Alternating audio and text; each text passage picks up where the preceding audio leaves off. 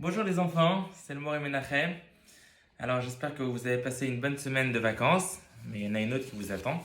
Par contre, celle-ci sera légèrement différente. Aujourd'hui les enfants, si vous le voulez bien, maintenant que vous avez fait une très belle tefila ce matin, on va faire un tout petit cours qui va parler sur le mois d'Adar. Vous savez bien qu'il y a une mitzvah extraordinaire que vous avez déjà appris chaque mois, à chaque année plutôt, où c'est écrit que Mishenichnas Adar, Marbi Simcha. Dès qu'on rentre dans le mois d'Adar, tout de suite, il faut ajouter dans la Simcha. Donc vous comprenez bien qu'on ne va pas pouvoir attendre de rentrer à l'école pour commencer à se réjouir. Il faut commencer à ajouter dans la Simcha dès maintenant. Donc aujourd'hui, voilà comment va être le programme. Je vais vous envoyer un petit enregistrement, cet enregistrement-là, avec un petit mot sur le mois d'Adar. On va parler de quelques petits détails importants. Et vous allez bien l'étudier, vous allez bien le regarder, le retenir. Et tout à l'heure, à 18h, je vais vous envoyer un petit lien où il y aura une compétition entre tous les élèves. Il y aura des questions sur le cours que je vais faire aujourd'hui et maintenant. Et celui qui aura le meilleur score gagnera le jeu. Ça s'appelle un caout. Okay, c'est un petit peu ce qu'on fait avec la surveillante Nathalie le mercredi. Sauf que là, ça sera du sérieux. Alors attention. Ok. Alors, premier point, les enfants. Comme vous avez dû vous en rendre compte la semaine dernière, on a sorti 3 Sifrei Torah à la choule. 3 Sefer Torah, vous imaginez? Le même Shabbat. 3 Sefer Torah. Pourquoi faire 3 Sefer Torah? Dans le premier Sefer Torah, on a eu la paracha de la semaine, la parachat Mishpatim. D'accord? Dans le deuxième Sefer Torah, on a lu la parachat Chodesh, évidemment, puisque c'était Rosh Chodesh en même temps ce Shabbat. Et dans le troisième Sefer Torah, on a lu la parachat Shkalim. Qu'est-ce que c'est que la parachat Shkalim, les enfants? Eh bien, la parachat Shkalim, les enfants, c'est un tout petit passage de la Torah que nous lisons spécialement à cette période de l'année. Spécialement dans le mois d'Adar, les enfants, il y a 4 petits passages dans la Torah que nous allons ajouter à chaque semaine du mois d'Adar. Chaque mois, il y a 4 semaines. 4 semaines, ça veut dire 4 Shabbats. Et à chaque Shabbat, nous allons lire la Torah. Nous allons sortir un deuxième Sefer Torah pour lire une paracha spéciale. La première semaine, nous allons lire la parachat Shkalim. La deuxième, nous allons lire la parachat Zachor. La troisième, nous allons lire la parachat Para. Et la quatrième, nous allons lire la parachat Chodesh. D'accord? Donc, la semaine qui vient de passer, on a sorti 3 Sifrei Torah parce que c'était aussi Rosh Chodesh. C'est pour ça qu'on a sorti 3 et pas seulement 2.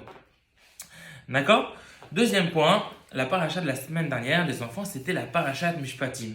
Et vous savez que la parachat Mishpatim, les enfants, c'est une paracha extraordinaire. Non seulement que c'est une paracha extraordinaire, parce que c'est la paracha juste après la paracha Yitro, ça veut dire qu'on vient de recevoir la Torah, mais en plus de ça, c'est une paracha qui nous touche énormément. Qu'est-ce qu'il nous dit Hachem dans la paracha de Mishpatim? Est-ce qu'il nous dit tu vas croire en Dieu, tu vas avoir la crainte, tu vas être un grand sadique? Non, pas du tout.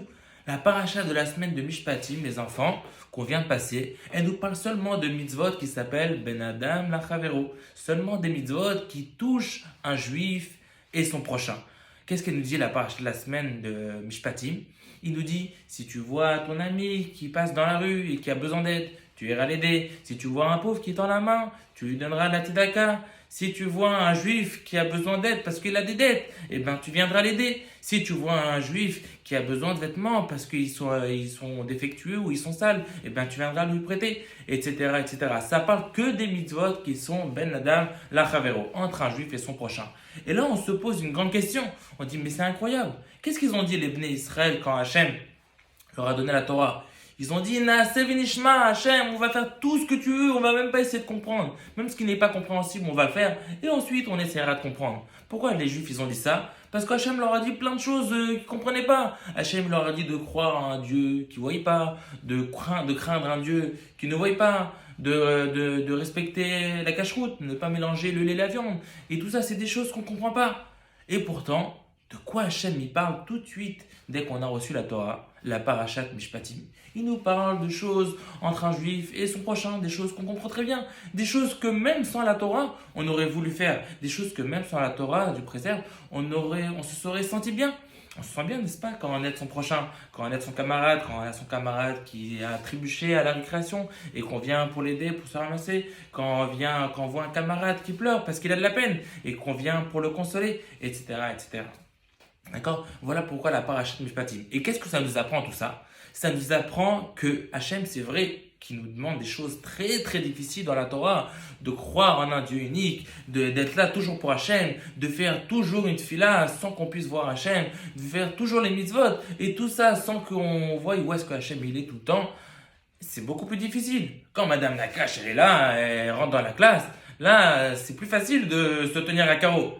Mais quand le directeur il n'est pas là, quand il n'y a ni Madame Nakash ni Laura Nakash, quand il n'y a pas le directeur, quand il n'y a pas le chef, quand il n'y a personne qui vous regarde, c'est difficile de se retenir. Et on a envie d'écouter un petit peu son Yetzirah. C'est pas facile. Et pourtant, Hachem, il nous demande de respecter toujours toutes ses lois.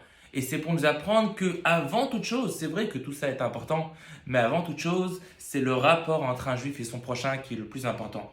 Si toi et ton camarade, vous êtes proches l'un de l'autre, si toi et ton camarade, vous ressentez une amitié l'un pour l'autre, eh ben tout passera naturellement après ça. Si vous ressentez de la gentillesse et de la sympathie l'un pour l'autre, eh ben automatiquement vous allez ressentir la même chose pour Hachem et vous allez toujours écouter votre bon penchant et votre Yetzer Tov. Voilà ce qu'on apprend de la Parashat Mishpatim. Ensuite les enfants, après la Parashat Mishpatim, évidemment, on rentre dans le mois d'Adar. Et le mois d'Adar, comme on vient de le dire, tout de suite, il faut augmenter dans la simcha. Mish nichnas Adar marbim besimcha. Tout de suite, il faut être plus joyeux. Ça ne veut pas dire qu'il faut s'exciter et faire les imbéciles. Mais ça veut dire qu'il faut ressentir plus de joie dans la Torah, dans la mitzvot, dans le passe-temps. Même si parfois c'est difficile, surtout quand on est en vacances, on a envie juste d'aller s'amuser, on a envie de faire un peu ce qu'on veut. Mais non, il faut ressentir de la vraie joie, la joie d'un juif, la joie qu'on ressent au fond de notre neshama, la joie qu'on ressent l'un pour l'autre. Par exemple, on doit ressentir de la joie quand notre camarade il a une fête. On doit ressentir de la joie quand notre camarade il a eu des bons résultats. On doit ressentir de la joie quand notre camarade il a ressenti une récompense. C'est vrai que nous aussi on aurait aimé la gagner, mais on doit ressentir de la joie pour lui. Pourquoi pour lui? Et c'est ça qu'on apprend de la Parashat Shkalim. La Parashat Shkalim, le 3e Sefer Torah que nous avons sorti la semaine dernière, c'est la Parashat Shkalim. Qu'est-ce qui s'est passé dans la Parashat Shkalim? Eh bien, Hachem, il a appelé Moshe et il lui a dit à Moshe, regarde ce que je te montre là. Et qu'est-ce qu'il lui a montré? Il lui a montré une pièce d'une valeur d'un demi-shekel. Alors, ce n'est pas les shekels que vous connaissez en Israël, hein. C'est un shekel en argent, donc c'est un shekel qui vaut plus d'argent, mais c'est juste un demi-shekel. Ça pèse pas très lourd, c'est pas tellement beaucoup d'argent. Et il lui a dit, regarde cette pièce. Et Hachem, il lui a montré à Moshe une pièce d'un demi-shekel dans une immense flamme de feu. Il a dit, voilà combien les bénis d'Israël vont devoir donner tous les ans afin qu'on puisse acheter les corbanotes et les sacrifices du Beth Amikdash. Voilà combien ils vont donner. Et Moshe, il est là, il regarde, il fait, mais pourquoi un demi-shekel? Dis-moi un shekel, dis-moi 10 shekels, dis-moi 100 shekels. Un chiffre rond. Pourquoi un demi-shekel? Ça fait un peu haram. C'est pas beaucoup un demi-shekel. Pourquoi un demi-shekel?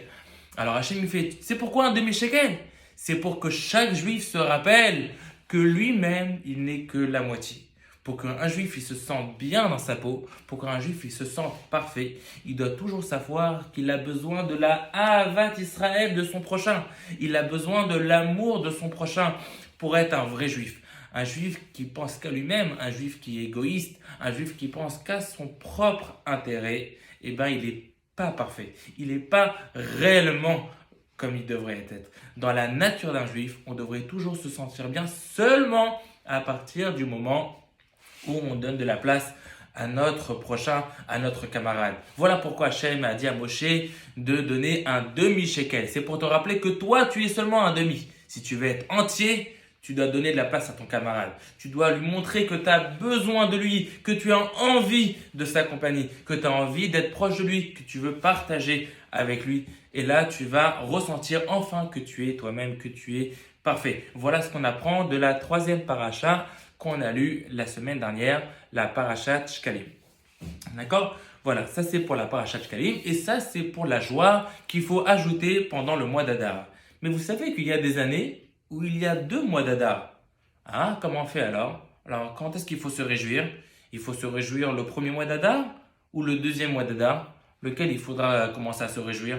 C'est écrit, dès qu'Adar il rentre, il faut se réjouir. Alors lequel? Alors cette année, c'est facile, puisqu'il y a un seul mois d'Adar. C'est pas difficile. Mais des années, par exemple l'année prochaine, je crois qu'il y aura 2 mois d'Adar. Alors il faut se réjouir quel mois d'Adar, le premier ou le deuxième? Et bien comme c'est écrit qu'il faut se réjouir dès que le mois d'Adar y rentre, et bien la Torah nous dit, dès que le premier mois d'Adar y rentre, tu te réjouis. Et dès que le deuxième mois d'Adar y rentre, tu te réjouis encore plus. Pourquoi diminuer la joie?